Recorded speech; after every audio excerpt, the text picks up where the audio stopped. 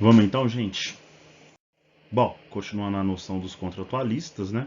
Como eu já falei para vocês agora mesmo, nós temos aqui o Hobbes, o Locke e o Rousseau, tá bom? Para o Hobbes, o homem ele é mau por natureza, né? O homem é o lobo do homem, como nós vamos falar em uma próxima aula, tá bom? Então, a existência do Estado é a condição para que o homem fique vivo, né? Porque se não houver Estado, os homens vão acabar se matando. Da mesma maneira para o Locke, né?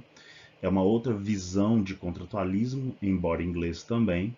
Os seres humanos eles são naturalmente proprietários de si, né? Mas há uma ameaça de tomar a propriedade dele, né? Por outros homens que não agem de forma racional, tá? Então o Estado surge, um Estado liberal para garantir a propriedade privada. Esse é um dos elementos, tá bom?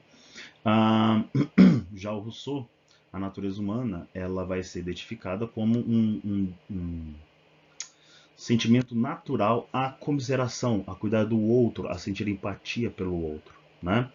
Porém, a propriedade privada, ela pode levar ao caos nesse estado de natureza, né?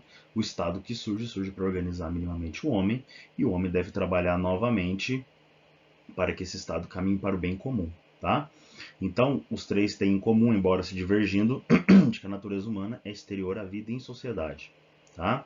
Mas acredito, portanto, que a sociedade política é fundada por um contrato. Muito bem. Então, nós temos aí a separação entre conceitos de natureza humana e... Opa, agora foi bem feito. De natureza humana e sociedade política.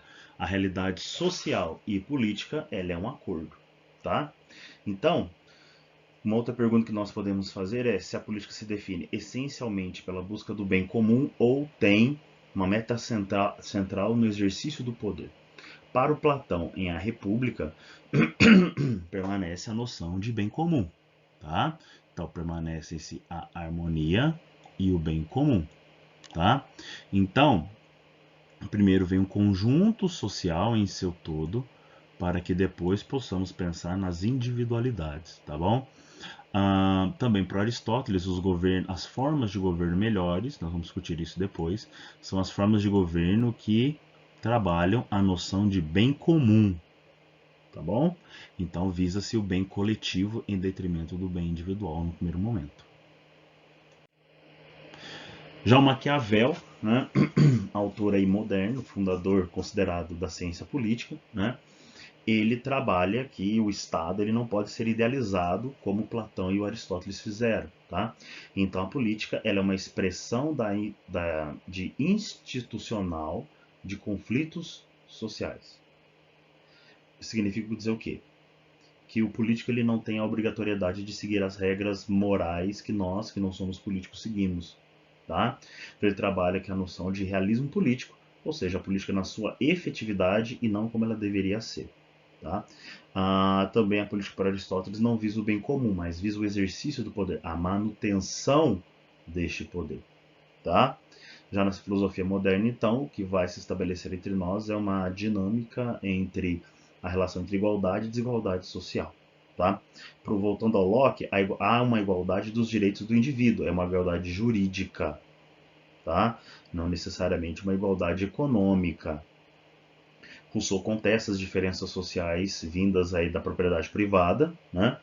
Portanto, os homens têm que caminhar em direção ao bem comum. Já o Marx, ele trabalha que há contradições no sistema econômico capitalista, né?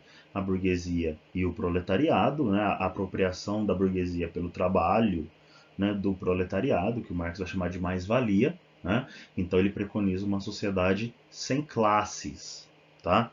Entretanto, já as filosofias políticas mais atuais, como nós teremos a oportunidade de discutir também, ela tenta relacionar, né, a esfera pública com os direitos sociais e direitos individuais. Tá? Então ela tenta conciliar essas esferas que nós estamos falando.